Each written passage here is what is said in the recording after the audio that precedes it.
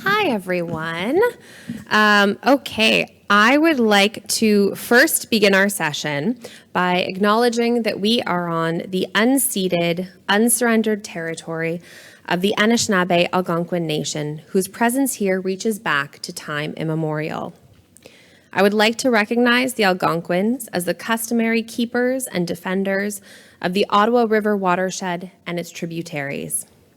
The culture and presence of the Anishinaabe Algonquin Nation has nourished this land.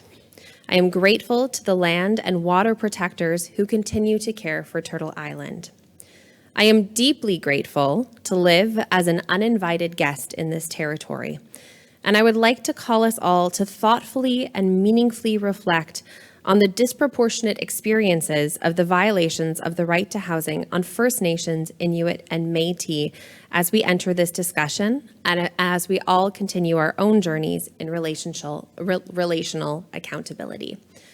So thank you everyone for being a part of this session today. My name is Michelle Biss. I'm the National Director of the National Right to Housing Network.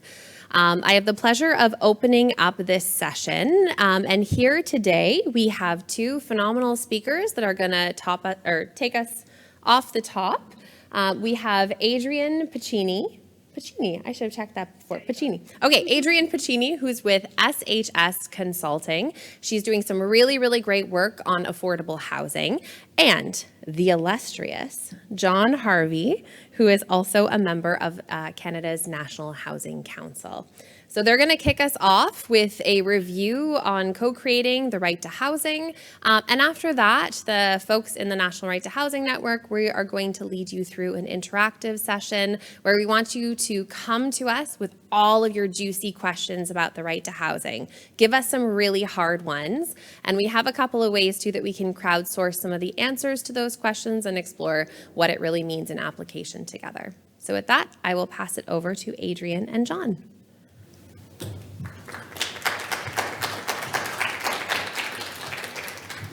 So thank you for being here this afternoon. It is our privilege to be here to talk about co-creating the right to adequate housing. My job here is to set the stage for Adrienne and get out of the way because she has the most interesting part of the presentation, frankly. But I did have a couple of introductory comments that I wanted to make before I hand it over to Adrienne. So some of you will have heard the quote by Einstein that the definition of insanity is doing the same thing over and over again and expecting a different result. What I hope this afternoon is that we will brighten up the conversation around what does the right to adequate housing mean and how do we make that become a reality in Canada? Because it was the contention of the report, and it is my view as well, that if we don't get that right, there can be a lot of crazy making going on for a long, long time. We're not going to get in front of the problem. The foundational thinking that guides our thinking around, the foundational thoughts that underpin our thinking and around housing policy in Canada is entirely dependent, frankly, on whether or not we get this right. And what we hope this afternoon is to really point a way towards how do we co-create the right to adequate housing in Canada. So my job is just to set the stage and what brought us to that point. And I am a member of the National Housing Council. And in November of 2020, the National Housing Council was appointed by the minister at that time. And the purpose of the National Housing Council is to further, I'm quoting from my notes here, to further the housing policy of the Government of Canada. We have a mandate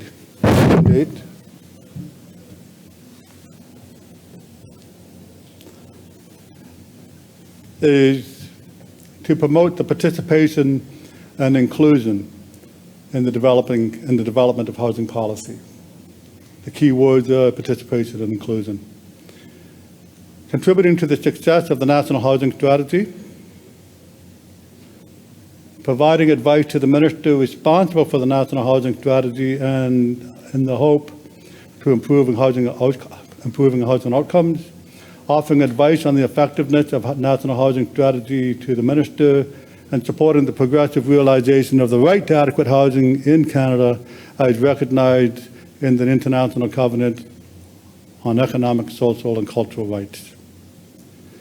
This report was submitted to the Minister, John Fraser, in November of 2023.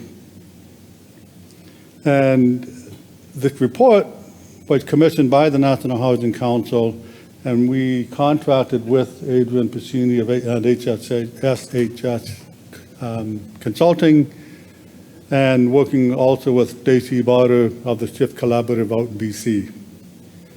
This initiative, as it says on the slide, was the result of involving over 200 folks, multiple consulting sessions to really get a good understanding from people with lived experience, industry, government, civil society, as to how do we do this, how do we understand this.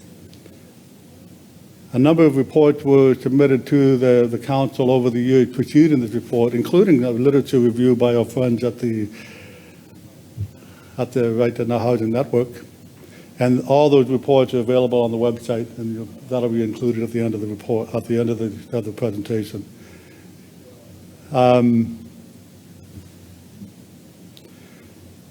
So I'll talk more. I'm going to try and get off the stage and let Adrian get to the bulk of the presentation, but this is what we envision.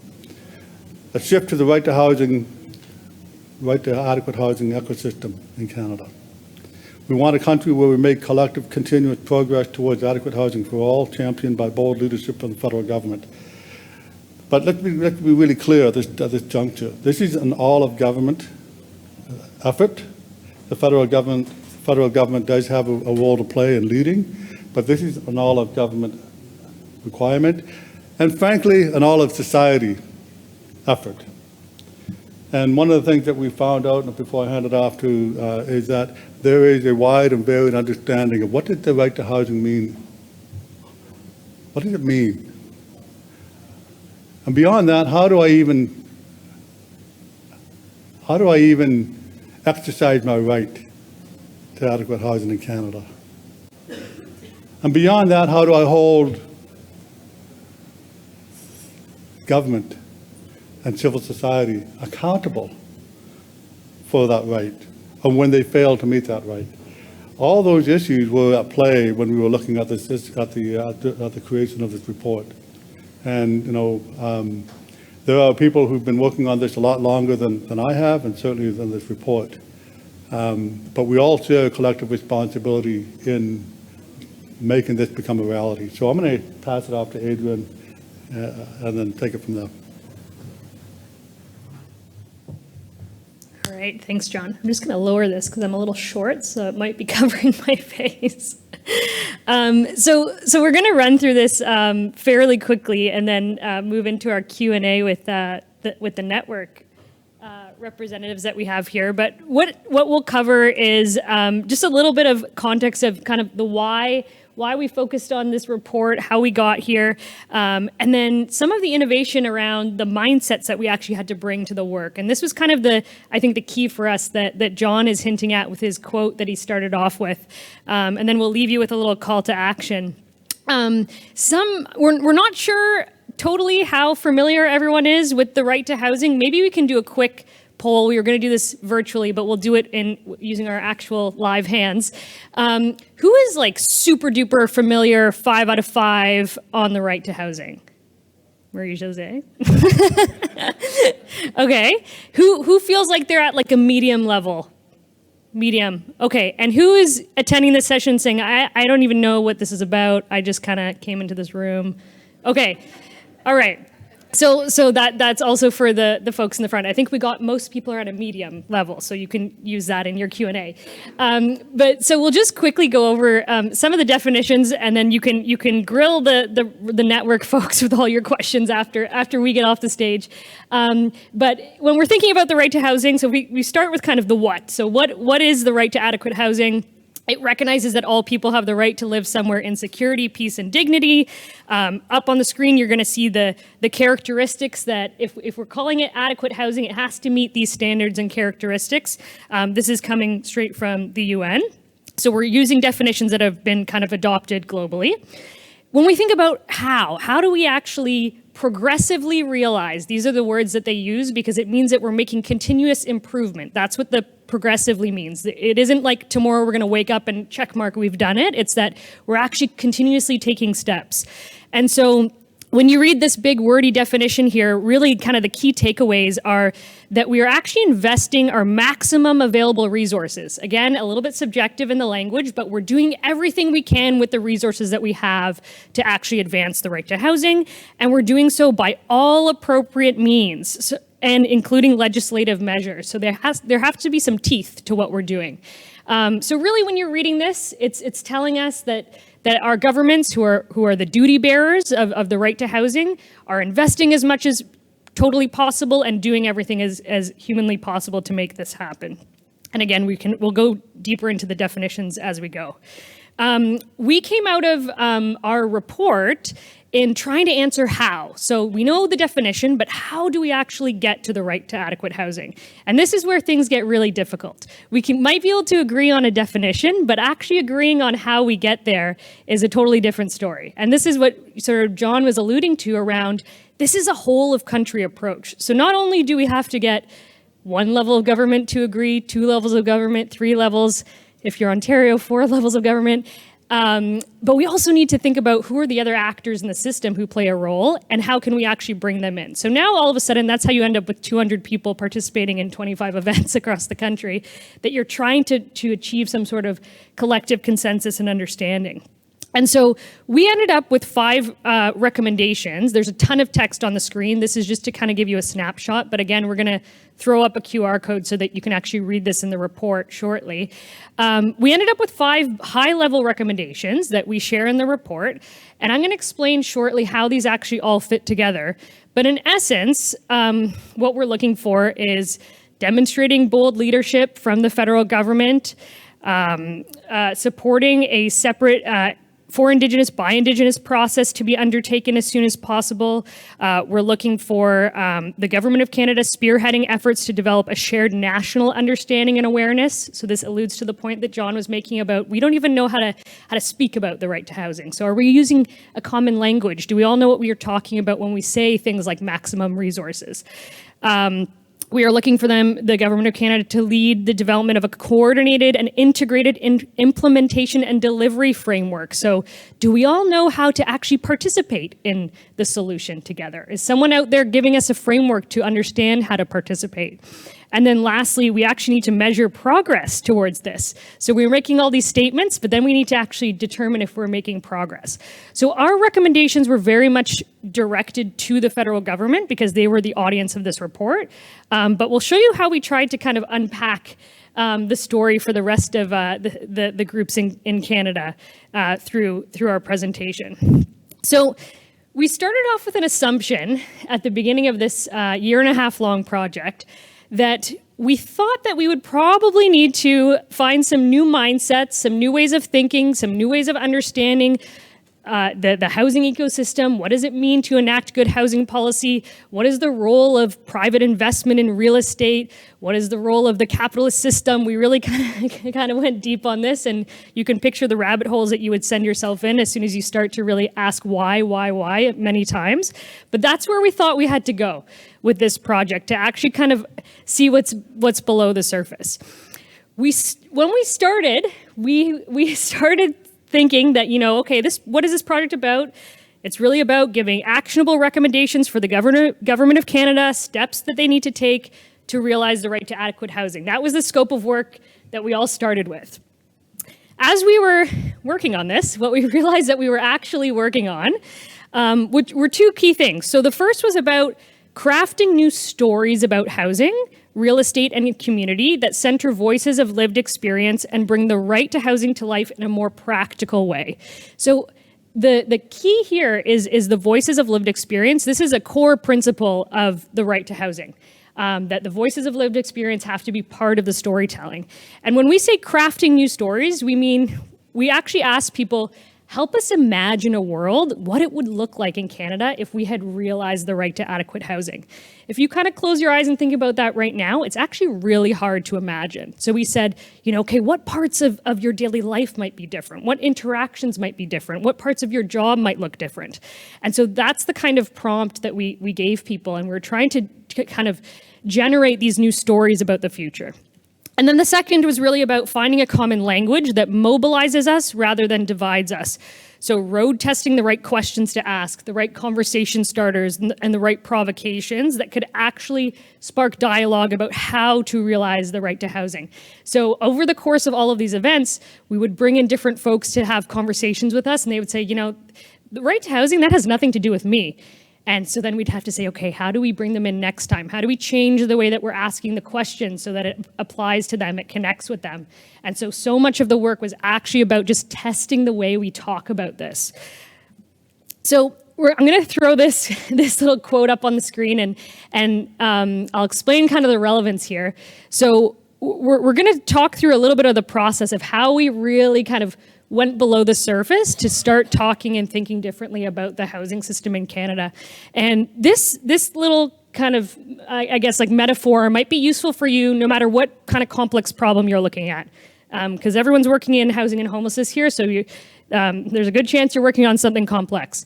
So where we started as a group is we said, we want to look at kind of what is below the surface in the housing system. So we can think about everything kind of invisible in the system as the dark matter. So if you think about kind of the dark matter in space, these are all the invisible particles that make up our universe.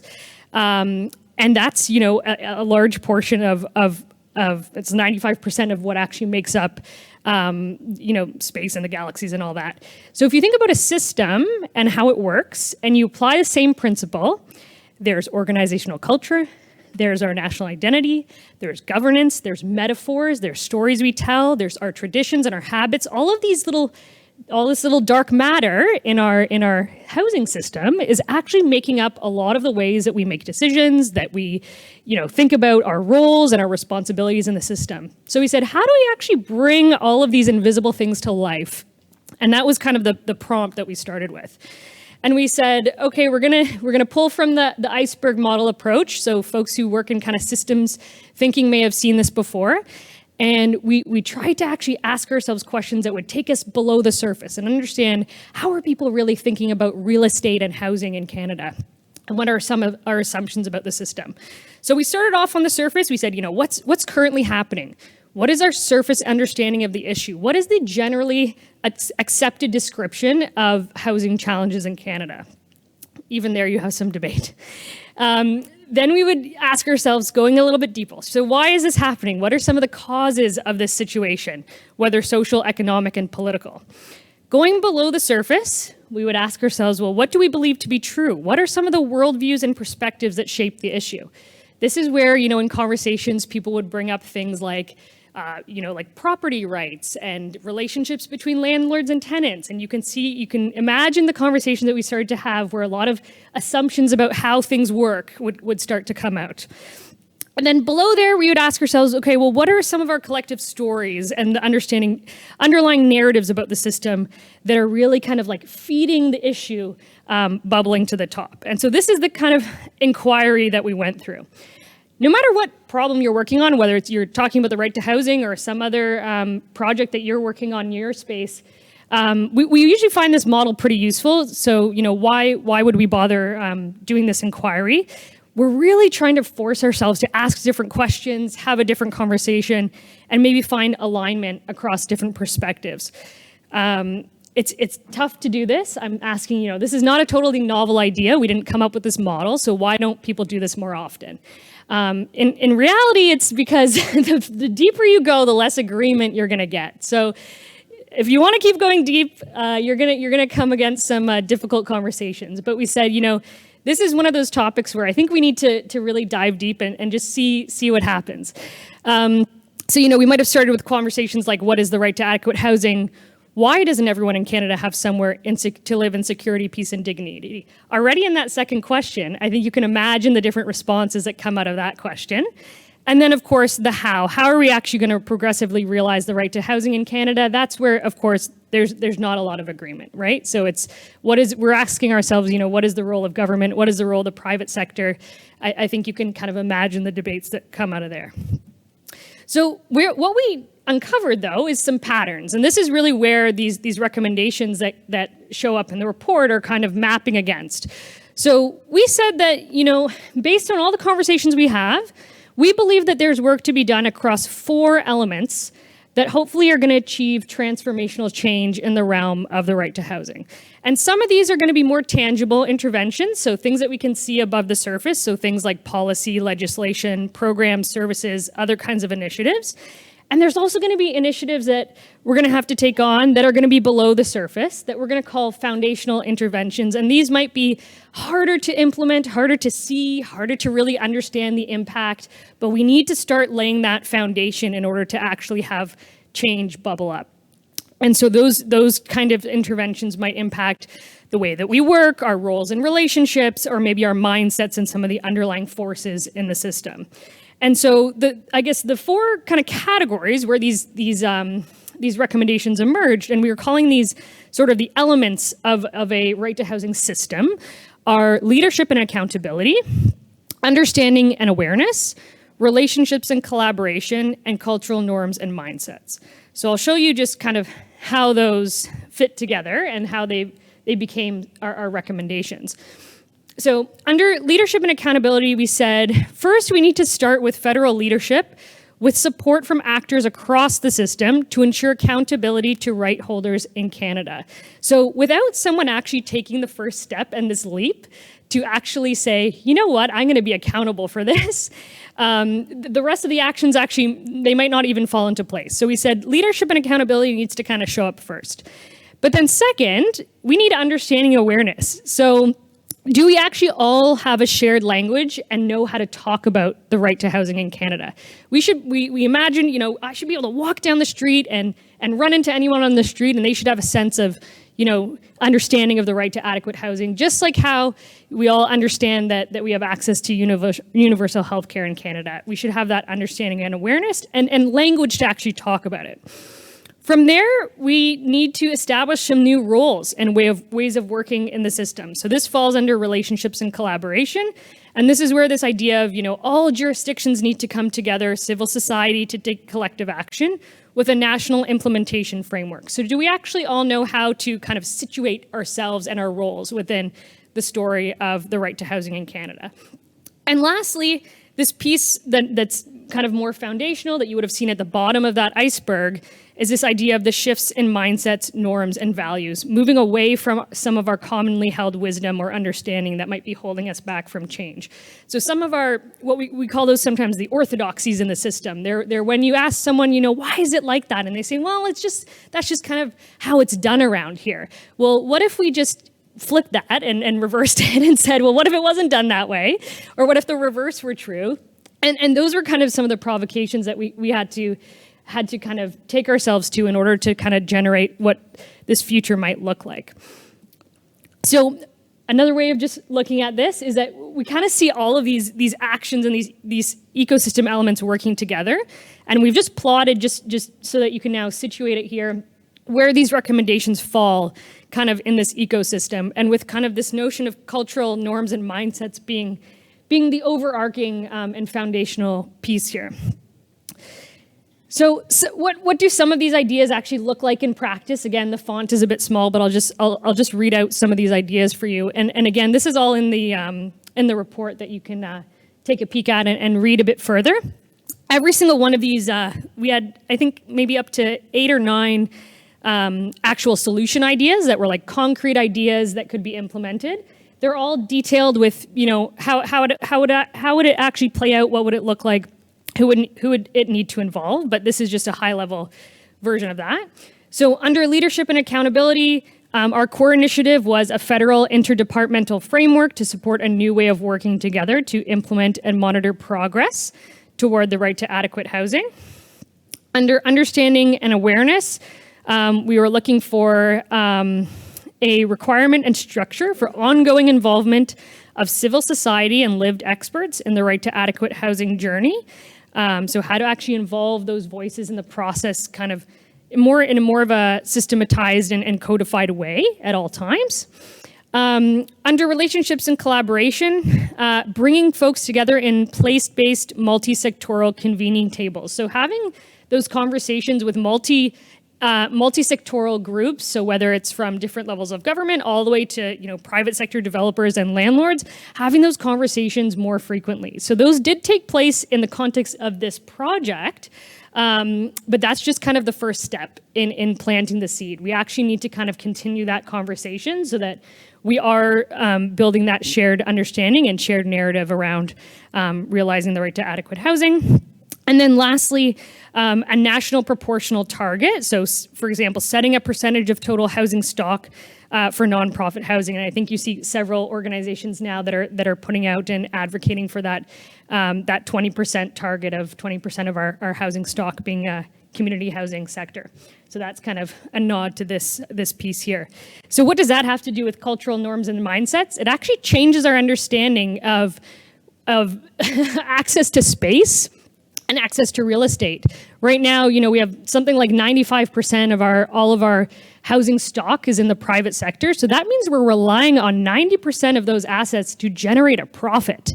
So that's actually kind of the shift there. And that's where kind of this idea of the cultural norms and mindsets comes into play. So again, this is a super high flyover, but if you want to read more about what these ideas actually look like, they all show up in the report. So I think, I'm just seeing what, really the takeaway here, what we're sharing is the notion of kind of this framework and the process, and the opportunity to actually dive deeper below a system to kind of unpack what might be working below the surface and what actually might be invisible. How do you actually kind of make that visible in the system? I would say it definitely took a lot of time, a lot of effort, a lot of resistant conversations that we had to make our way through and constantly kind of adapt the way that we were speaking with folks and the language that we were using. But we did see progress in being able to kind of bring folks along the journey if they might have started the conversation saying, this conversation has nothing to do with me. I'm not related to the right to housing, and actually kind of by the end seeing their place in a solution. So I would take a minute on, whatever you're working on. This kind of goes beyond the topic of the right to housing, but just think about what you might be able to find lingering below the surface of whatever problem that you're focused on. Sometimes we get stuck. I know we're all working on really, really tough challenges, kind of asking the same questions over and over again, asking the same, kind of coming up against the same barriers and kind of giving yourself the space and the time to actually see if you can ask a different question and see if you can kind of flip any assumption that someone might come back to you with and say, well, what if we just imagined the reverse? And that was a lot of the work that we had to do through this initiative. I'm going to toss it back to John just to give a quick wrap up and closing here, and a bit of our call to action on how to help with this initiative.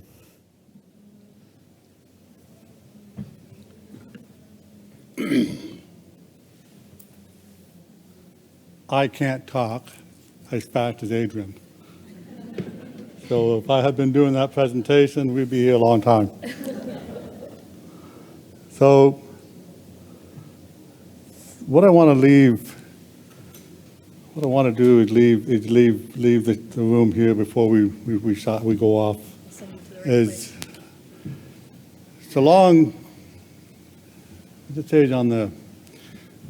as housing is simply seen as a matter of public policy and not viewed as a fundamental human right in the same way Canadians view healthcare as a universal right, we will always be left managing the problem, not solving the problem. What do I mean by that? Housing is not public policy. housing is a right. It's a human right.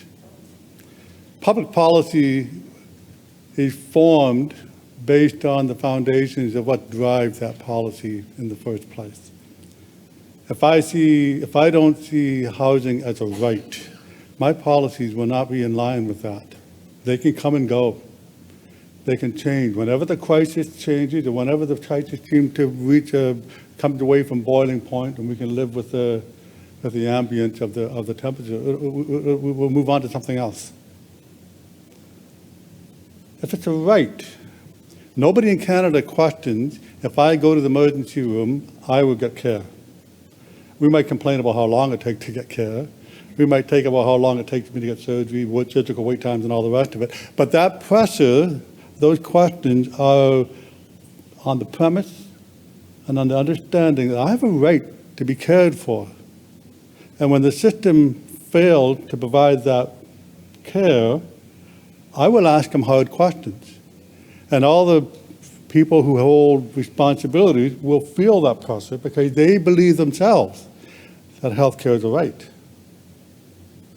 If we do not have the same thing, the same approach to housing, understanding housing as being a right, and it's only a public policy, we will not move off the stage. We will continue to manage homelessness. We will not end homelessness. I firmly believe that. I've been around the block a few times now. Been around the sun a few times. And we have been talking about this issue for a couple of decades now. And with all sincerity and with all effort, and I know that we've been coming to these conferences in 2012, whatever, 2013, and governments and at all levels, and all of us in this sector have been working really hard on this. But I think, frankly, the foundation of our thinking has been flawed. It's not a human right. And if we assume that stance in our thinking and our problem solving and our conversations with government, if government takes on the leadership and says in every one of their contracts and every one of the letters of mandate to the ministers and says you must take a rights-based approach to the problems and the policies that are developed, that would have a fundamentally different impact on how solutions are not only developed, but then maintained and exercised. So I'll leave it at that. You can go to the National Housing Council website and you can get more information from there. And all the reports that are available from the different working groups and different reviews that have been done over the last few years, read through them. And the challenge I have to you is, even if you don't know what this means, talk about it. Even if you think that you are competent enough to talk about it, there are people who don't understand. So talk about it. And for those of you, and for those of us, I'm not an expert. Let's be really clear about that. But for those who are experts, then how do we get behind them so that they can do the things that need to be done? But then we support that conversation, that dialogue, and hold the duty bearers to account in a way that they haven't felt before. And in time, we will make progress. Adrian is right. This is an incremental process. I need to get off the stage. This is an incremental process. This will take time. This is not something that can be solved today or tomorrow or next week. It's going to take time. But if we all agree that this is a right, no less, and in Canada, healthcare is our chief right that we all look to. If we have that, I believe we will make progress. If we don't, we'll be coming back to these conferences every year doing the same thing. Let's not do that. Let's move the train forward. Thank you.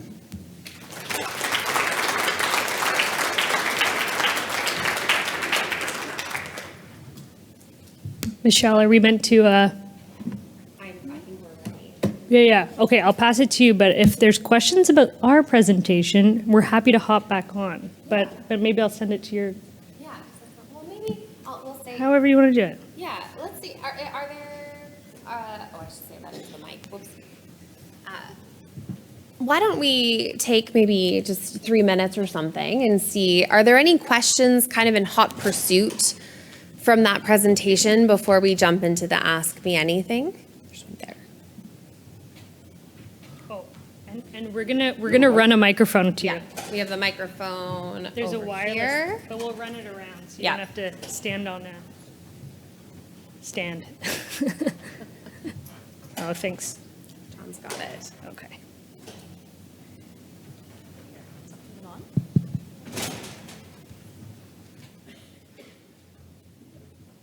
So considering some of the jurisdictional issues we're currently hearing, for example, between the provinces and territories and the federal government, how do you think the federal government can spearhead some leadership in order to co-create the right to housing in a context where housing is a provincial jurisdiction?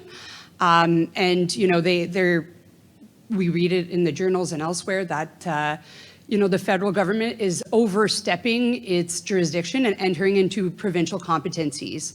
So given that context, how can the federal government be a leader in order to co-create the right to housing?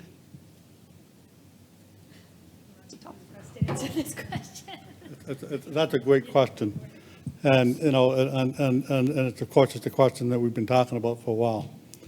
So, I mean, it's not rocket science to my mind. You get everybody in the room, talk about it. You sort out the jurisdictions. You sort out, you know, what this looks like. That's the simple answer. I'm not naive.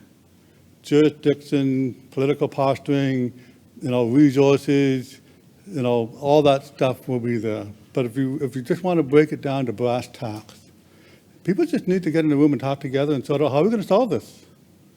And, you know, yes, we have to respect boundaries. Yes, we have to respect political lines and all the rest of it.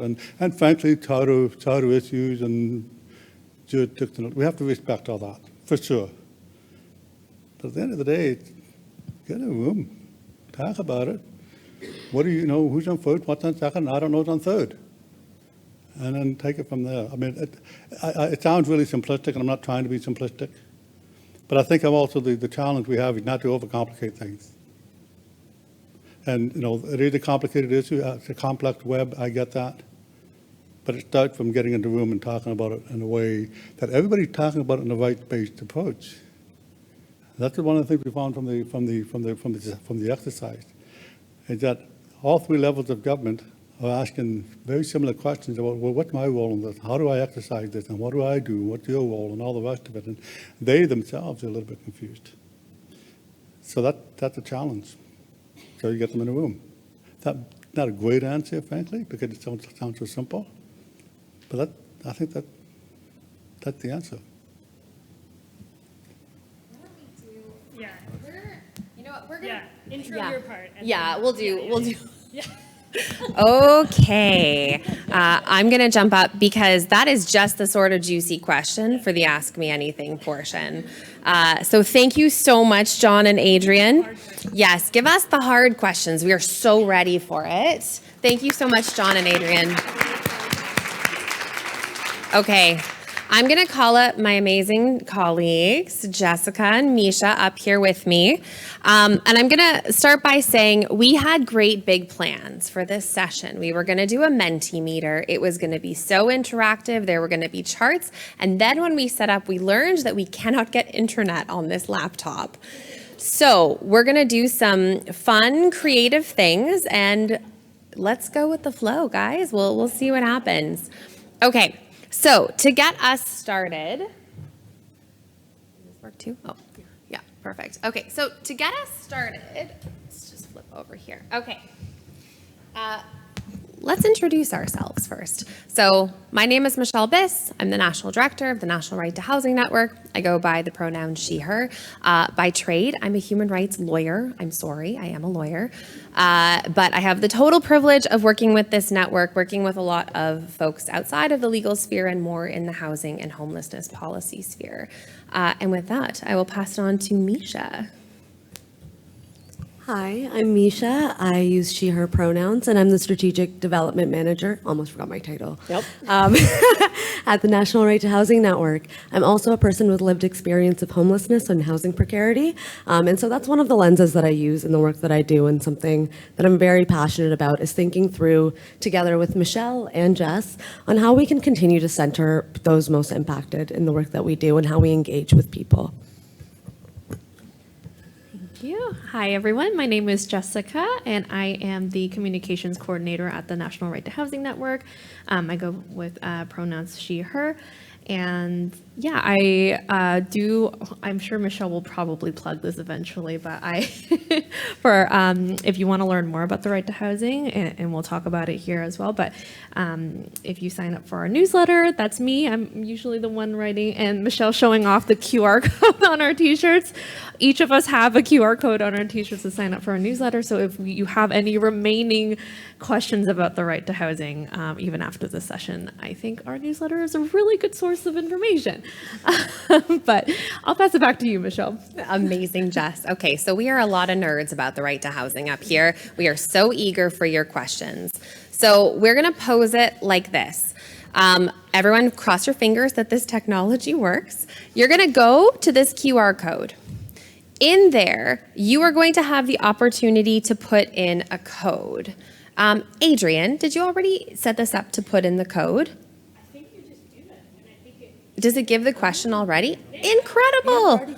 Oh, incredible. Okay, so we've put this in. So we have, first of all, a screenshot set up. We can turn this around for the first two people in the row, potentially, if you want to see it on my laptop.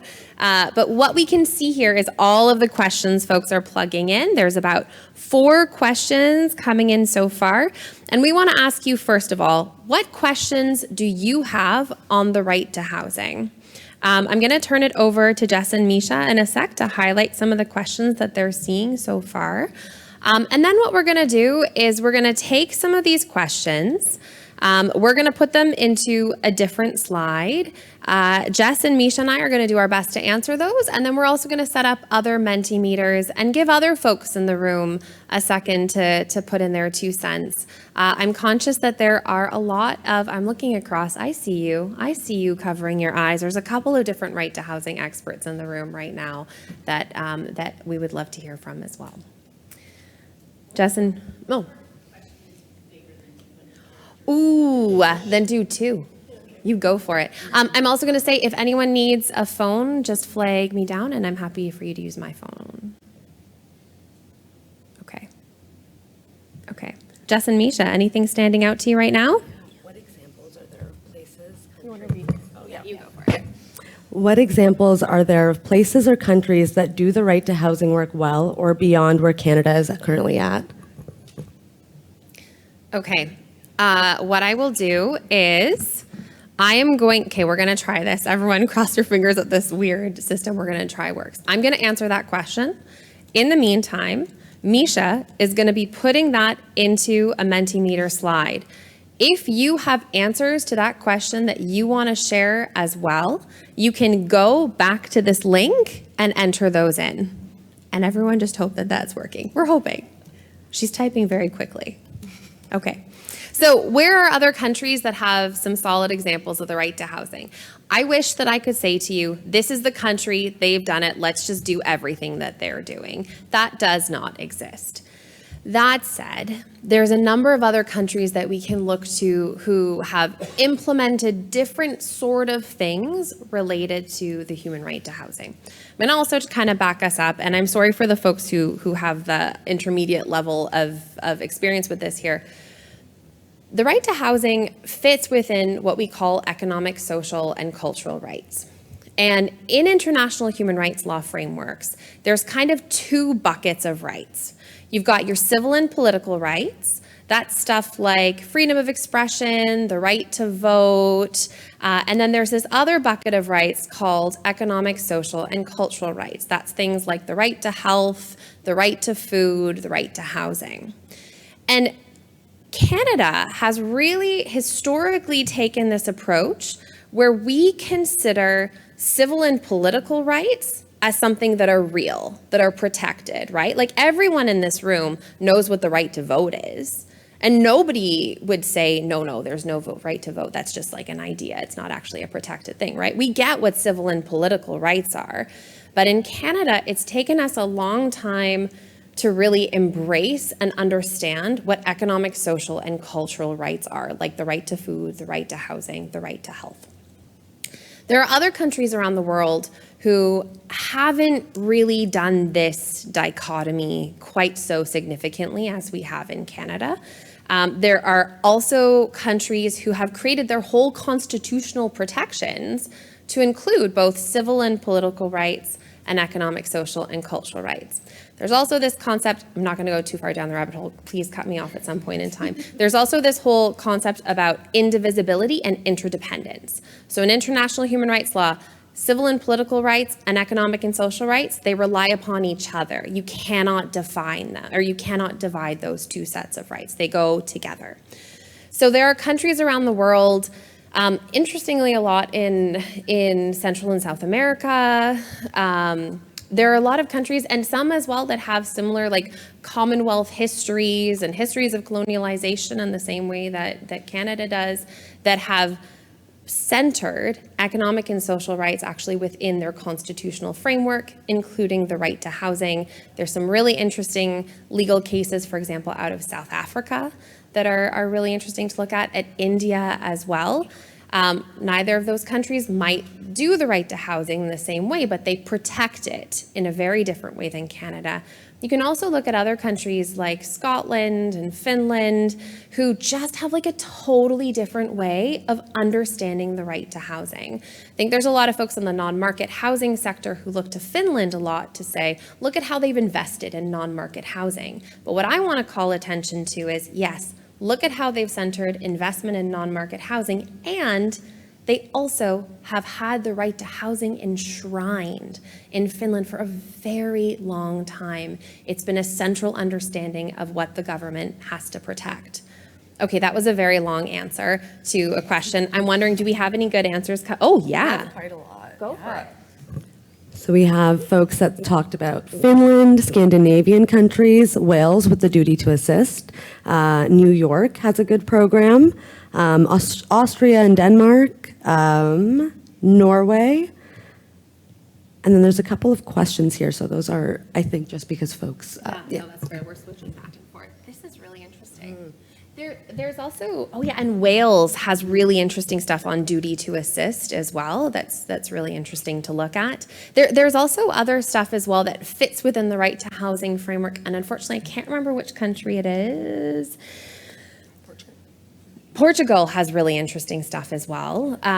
There's a country in Scandinavia. Anyway, they have a really interesting role for tenant unions to have an equalized power with major landlord powers, and they actually negotiate how much rents are going to be increased. What is the percentage by which rents are going to be increased? And there's like an equal bargaining power behind this central tenant union and the landlord powers. I say this because there's things about balancing power, understanding that our purpose in creating, is it Sweden?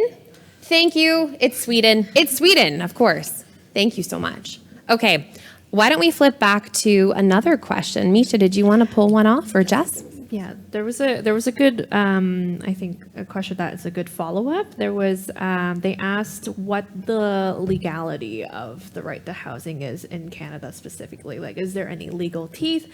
And they also asked about how does it fit with the charter? You know I want to answer this question. I know you did. That's why I picked it. Okay. All right. Seriously, cut me off if I go on for too long. Okay. Okay. This is my favorite question. Okay. So, Canada's charter. Okay. So, there. Okay. when the charter was being created, there is history, there is context. When the charter was being created, it was communicated that 2 sections of Canada's charter would be protecting the rights, especially of people experiencing homelessness. And those 2 sections of the Canada's Charter of Rights and Freedoms are Section 7, life, liberty, and security of the person, and Section 15, which is on equality rights. That said, cases have gone forward that have not recognized that the Charter protects particularly people experiencing homelessness from the life affecting, the shortened lifespans, the health effects of homelessness. So there has been a long history of judges, of courts, not truly understanding that the Charter is supposed to protect the right to life for people experiencing homelessness.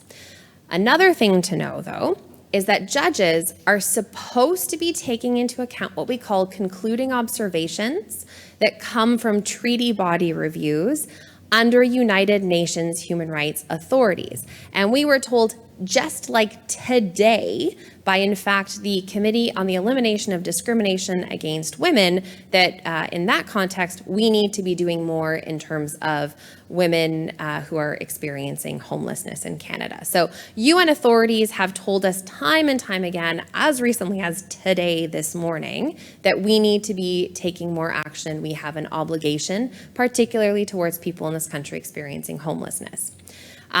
There is a story that I could tell very quickly about a case called the Tanu Jaja, or the right to housing case. Can I see a show of hands? Is anyone familiar with the Tanu Jaja case? Yeah, over here. The Tanu Jaja case is an interesting one where a number of institutional applicants, one institutional applicant, a number of people experiencing homelessness, launched a charter challenge invoking Section 7 and 15 of the charter. And very sadly, the trial judge decided that the case wouldn't even be heard, based on a claim by the attorneys general that the claim was frivolous and vexatious. How wild would it be for us to claim that people experiencing homelessness have charter protected rights? Unfortunately, that was appealed to the Ontario Court of Appeal. They still decided not to hear the case, even though there was 9,000 pages of evidence that were filed.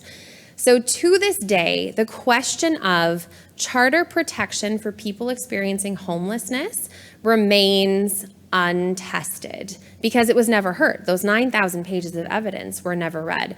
I think that there is probably a future, as John said, there's future years of this conference where I suspect we will be having this conversation in a very different way, and litigation that is to come, that is to test what the charter constitutional protection is, particularly for people experiencing I'm talking about homelessness and the right to life, though that of course intersects with the right to housing.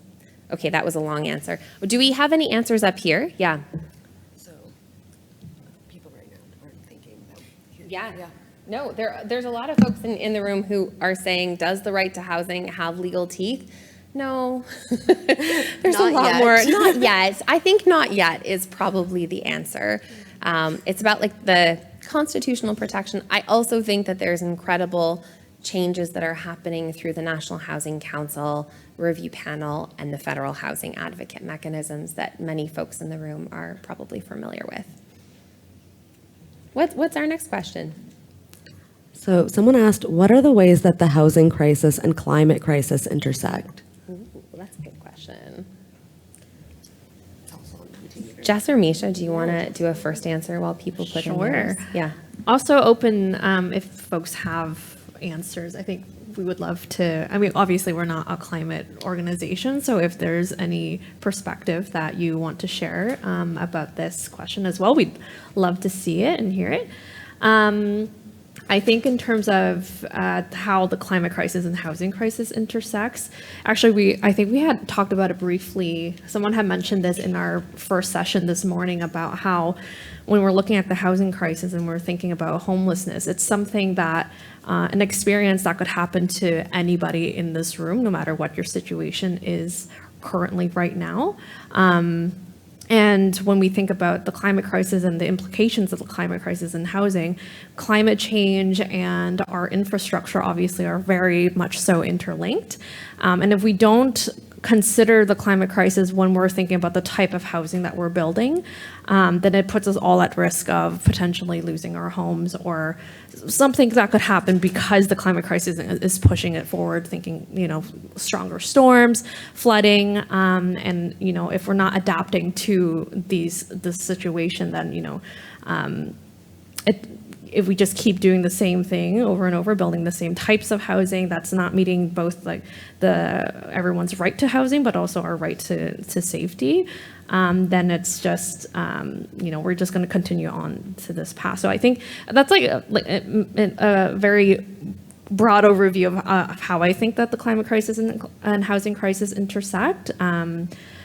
I'm seeing that there's some answers coming in. Somebody said climate change is destroying homes, which is also causing the housing crisis. There's also policies related to zoning, which is also a really big piece of how housing is built.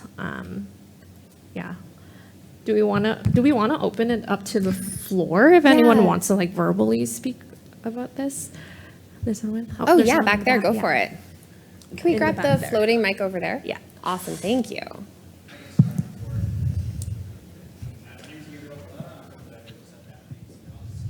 One very interesting example. In Quebec recently was during the wildfires, when the Jew lasers started all those fires. So what happened in the northmost territories, not north of Quebec, but like where in the city centers, like in Saguenay-Lac-Saint-Jean, stuff like that, some homelessness sector resources were reallocated to make sure that the people that were transferred from the cities that were evacuated would have a shelter during this crisis. But of course, there were no second level of emergency shelter for the homeless people that were being evacuated. So although it's more shelter right and housing right, it's kind of related in times of crisis instead of a long-term plan.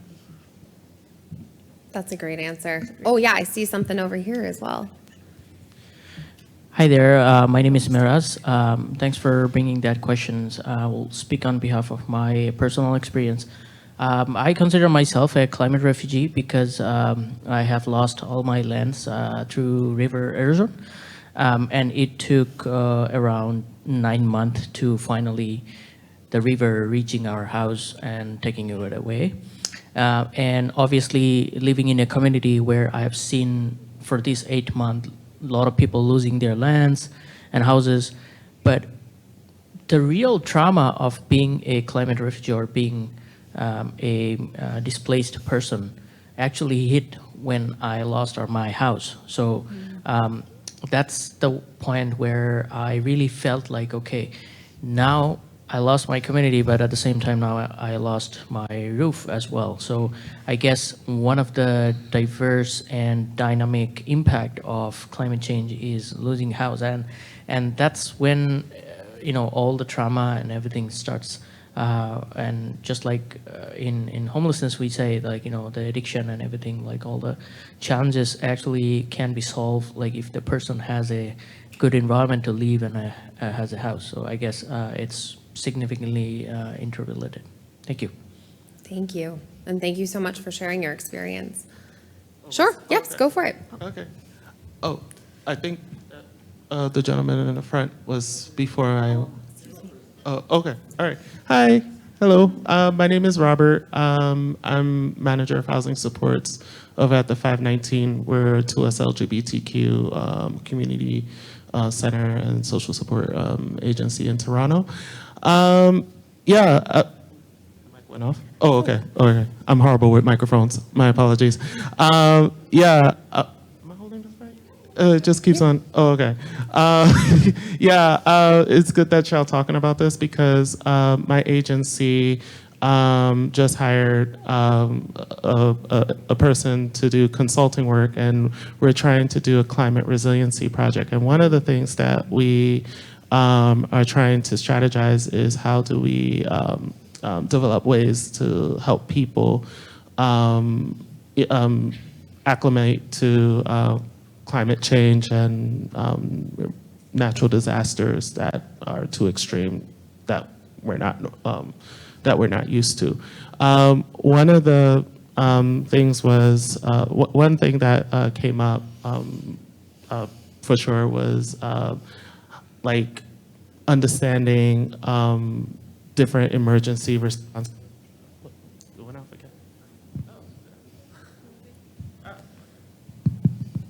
You see, I didn't lie about not using microphones.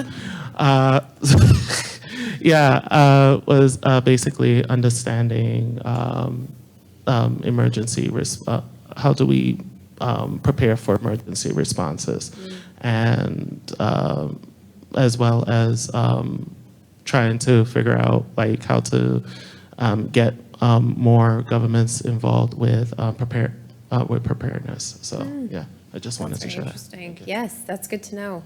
I find that this question about the climate and the housing crisis is one coming up a lot, probably because they're the two most stark crises facing Canada right now, I would say. I think there was a question or comment right over here. Hi, I'm Gary Gladstone with RENA Developmental Services. So bringing it down from the macro to the micro level for a moment, what is adequate housing? So an individual with developmental disabilities, for instance, will need a larger place. They have support people around, different equipment, etc. They will generally need something more than a, in quotation marks, small one-bedroom bachelor apartment. That's number one. Number two, what's happening in Ontario right now is people are being evicted from their homes in apartment buildings and other multi-unit residences because of care occupancy. When 3 or more people supported by one agency don't have appropriate fire egress, larger stairwells, etc., similar to long-term care homes and hospitals, they're being evicted because the existing owners aren't prepared to make the changes and the alterations to the home.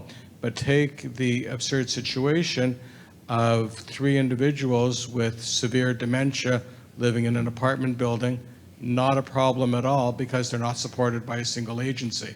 If a single agency comes in to assist and support those people, obviously we in the room would know they would have a better chance of survival in case there would be a fire because they would have support people near them able to help them or whatever.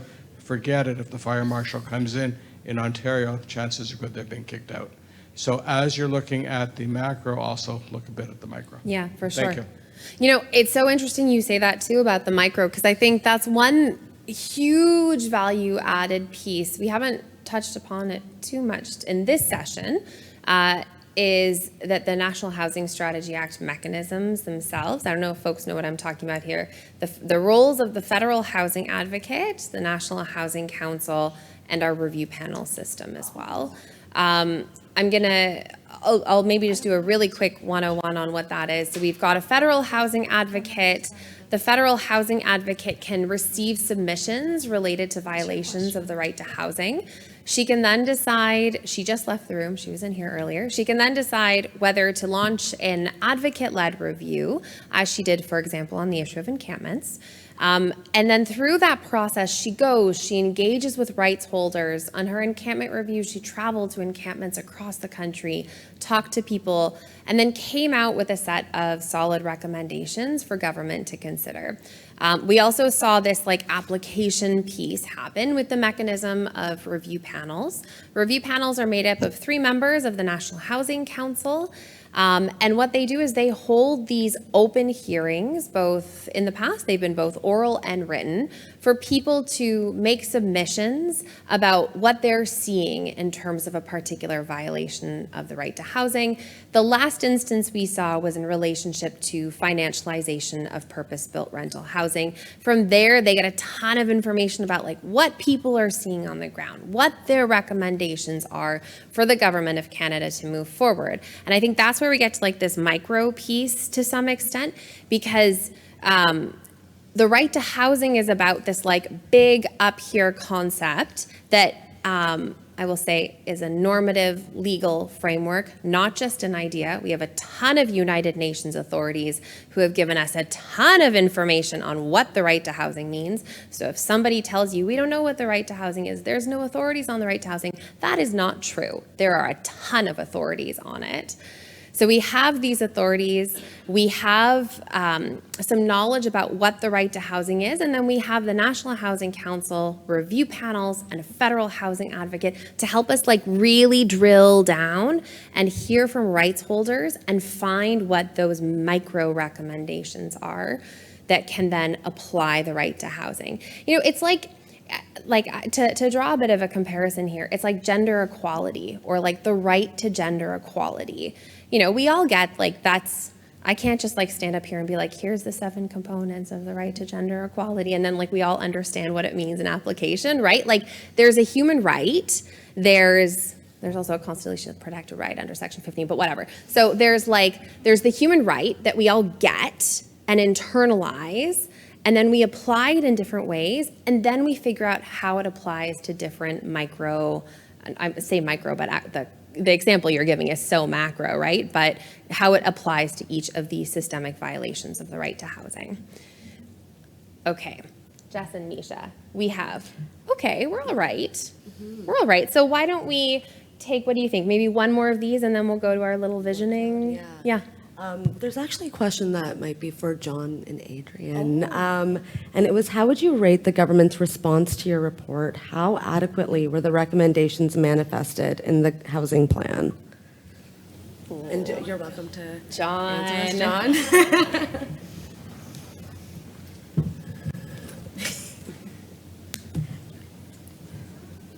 That's a great question. Awkward position to be something.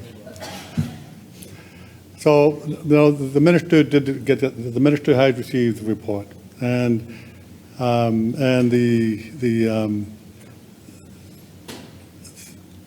they are.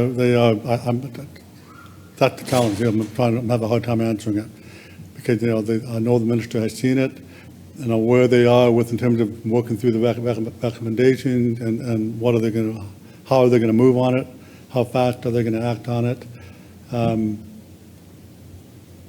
To be honest, I don't know. They take it seriously, but then what happens after that? I'm not entirely sure. The other piece that that falls into that is these reports, and the National Housing Council has submitted a number of reports, and they're very solid. The trick after this is once those reports are done, what happens? Who's going to carry them forward? Who's going to be the standard bearer? Because once I exit, and once the group that worked on this report, once we exit right, is it going to sit on the shelf, and who's going to continue to hold the challenge, right? The charge. So my short answer is I really don't know. I think I do know that they take it seriously. I do know that the government and the people who've looked at these reports have responded very favorably to them. But then beyond that, in terms of actual moving the dial on some of the conversations, I've heard anecdotally that they've taken they're contemplating the recommendations and they're looking at them and trying to figure out how to make it move. But that's the sort of, it's not a great answer, but that's where it is. I think that's a great answer, John. I'm going to add into another point as well that, just to give us a little bit of hope here. We are slowly seeing, I think, this federal government start to understand what it means to do the right to housing, very slowly. Like, please do not think this is an endorsement, like very, very slowly. One of the things that has happened that I think is really interesting and probably worth a lot of analysis is that we So we got the National Housing Strategy Act. We get Canada's first right to housing legislation in 2019. We get the National Housing Council. The Federal Housing Advocate launches her first review on the issue of encampments.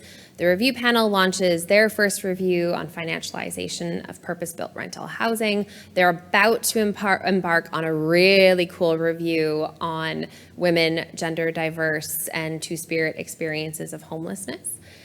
But something that has happened that is, I think, really important, John, to connect the dots between some of the National Housing Council's work is at the time that we got the review panel recommendations on financialization, those recommendations focused a lot on two things, like two really, I would say, like buckets within there. One was investment in non-market housing, and two was protection of tenant rights, because we're seeing examples like rent evictions, we're seeing evictions, we're seeing a lot of security of tenure eviction stuff being wrapped up in this issue of financialization.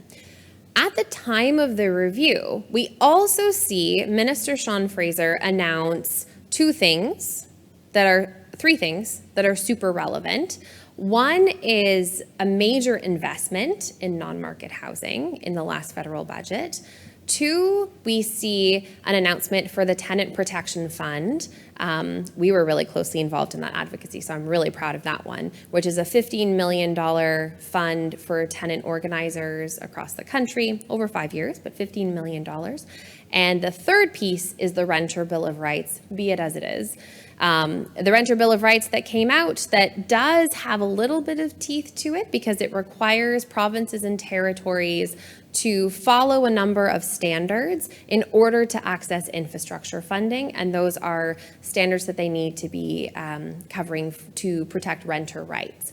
So I think that some of the work that the National Housing Council is doing in changing the discourse on what the right to housing is through work like the review panels isn't just sitting on a shelf. I think that it is already starting to change the discourse, for example, in Canada's new housing plan that was announced in February, which honestly is I think, a pretty big step in the right direction from what we've had in the past. So kudos, John. Good job to the National Housing Council for that great work. I think we should probably do our visioning exercise. Yes. So if I can ask folks one more time, I know this is the session after lunch. Everyone's already feeling kind of lethargic. They're like, oh my God, will they please wrap up so I can go get a snack before the next session? But one more thing we're going to do. This is less impressive because we don't have internet. Bear with us. But we're going to ask folks to go into the Mentimeter one more time. You have a one-word, two-word answer to put in there. That's going to just be, what does it look like to realize the right to housing? What's your vision? Be creative. Put whatever you like in here. I guess we'll turn around the laptop and show you, but it's going to create a word cloud and show a kind of a nice visual to leave us off here. Misha, did you want to read some of the words you're seeing? Yeah, so some people have said accountability. It looks like urgency, collaboration, dignity, fairness, humanity, zero homelessness, justice. It would look so much cooler if you guys could see this. It would be so cool. I almost want to turn it around. This is the most NGO way to show this. If you sign up for a newsletter, we will be screenshotting this and sharing some of your responses. Okay, well, with that, we'll wrap up our session. We'll say to everyone again, a shameless plug. If you want to stay up to date with the right to housing, if you want to know what's happening with the National Housing Council, review panels, federal housing advocate, what federal policy is cool in terms of the right to housing, what's happening, sign up for our newsletter. You can find us at housingrights.ca. Oh, it's on Adrian. It's on the next slide. It's on this slide right here. And if you miss us, it's also on the QR code on our backs. So thank you, everyone, for joining the session.